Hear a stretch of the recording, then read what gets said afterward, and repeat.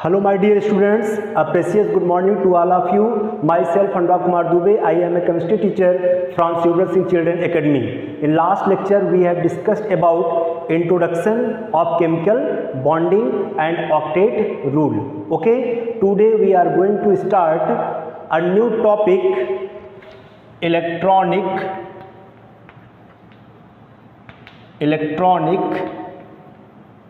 theory of balancing.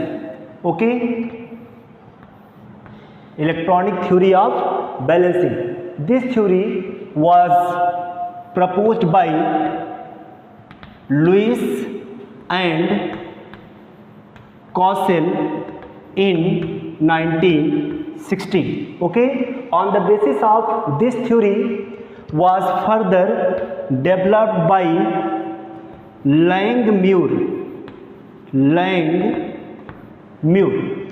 Okay, so today your topic is electronic theory of balancing. Main postulates or main points of this theory is, first point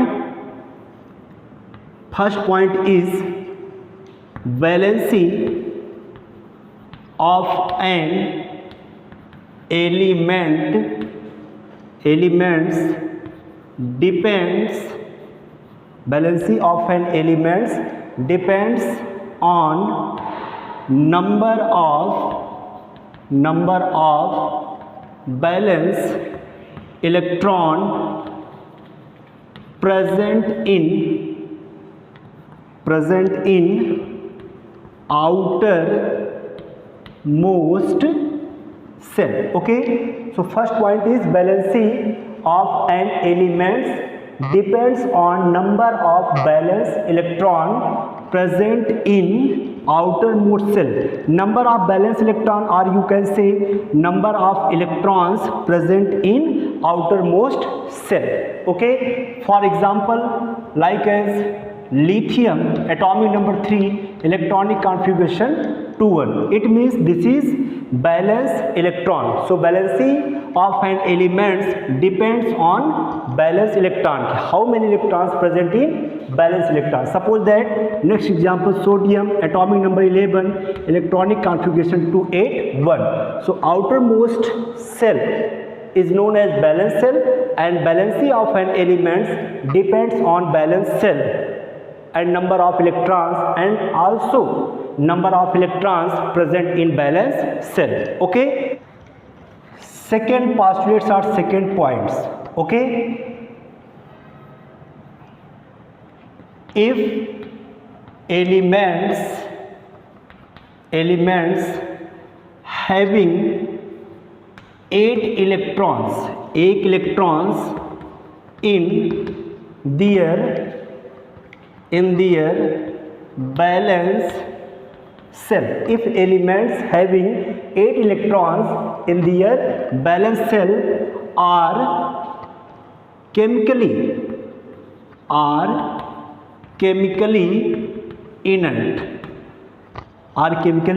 inert, if elements having 8 electrons in their valence cell are chemically inert. Okay, मतलब such type of elements which have 8 electrons in their valence cell, that elements is chemically inert. For example, like as noble gases like the helium, neon, except helium को छोड़कर neon, argon, krypton, xenon and radon. For example, neon atomic number 10, electronic configuration 2,8. argon atomic number 18, electronic configuration 288. krypton 36, 28, 18, 8. xenon atomic number 54, 28, 18, 18, 8. Okay, 18 कितना हो गया? 36 और 36 10 46 and 46 8 54. Okay, तो you can see 8 electrons present in valence shell. Okay, किसमें? neon, argon, krypton, xenon, radon. It means these elements are chemically inert. It means these elements do not participate in chemical reaction. These elements are chemically inert or inactive. So this is your second postulates. Next postulates, third.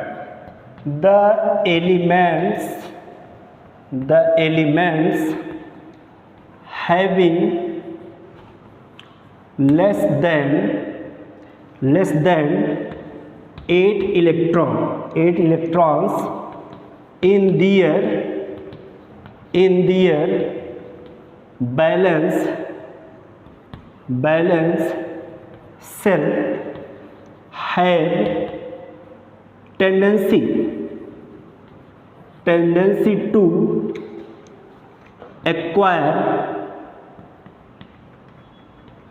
acquire 8 electron in their valence cell, either by exchange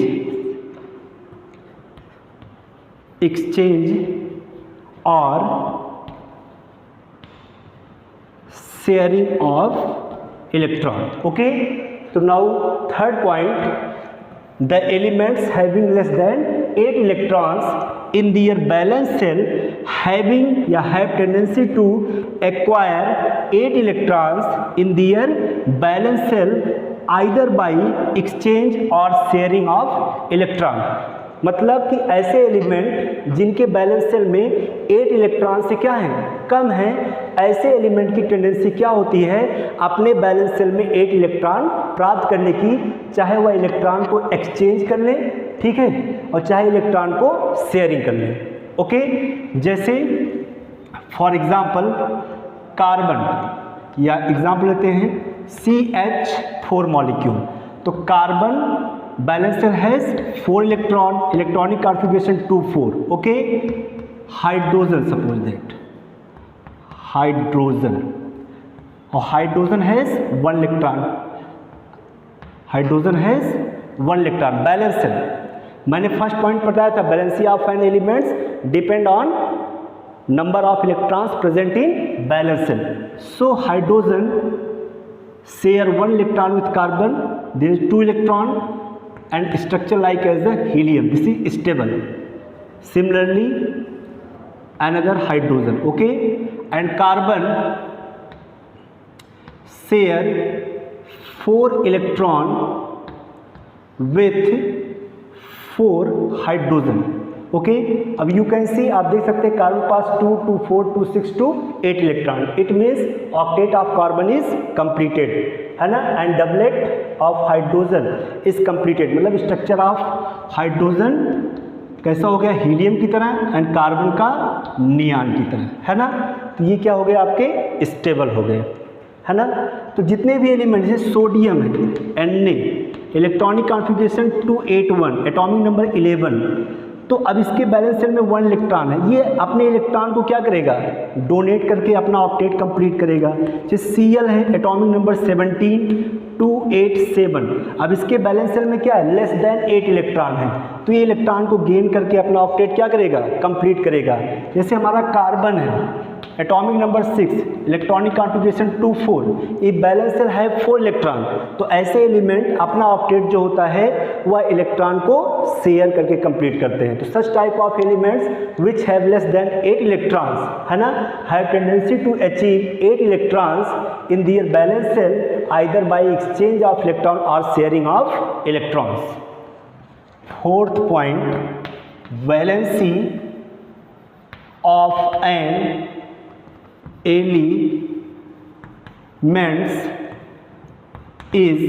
element is equal to the number of electrons donated or accepted by it if octet of an element is completed by sharing of electron, तो the valency of an element is equal to the number of electrons given by sharing. Okay, this is most important point.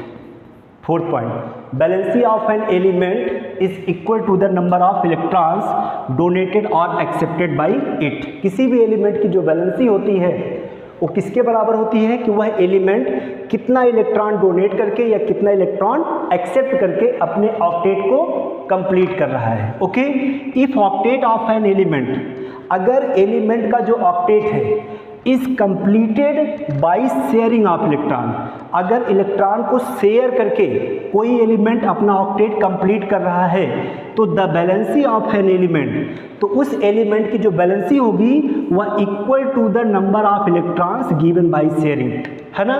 तो उस element की जो valency होगी वह उतने number of electrons के equal होगी जितना इलेक्ट्रॉन वह शेयर करने में दे रहा है.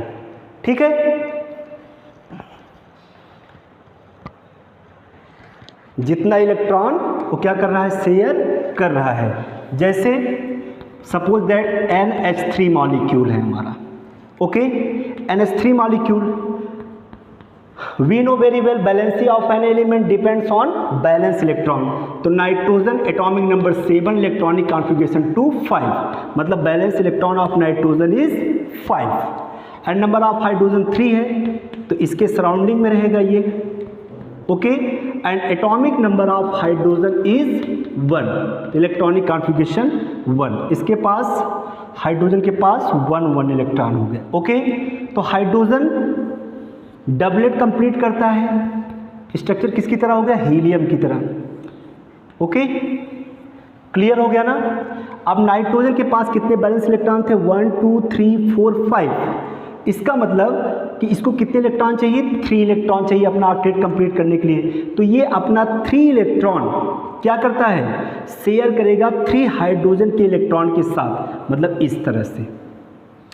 अब देखिए नाइट्रोजन के पास कितने इलेक्ट्रॉन हो गए, 2 2 4 2 6 2 8.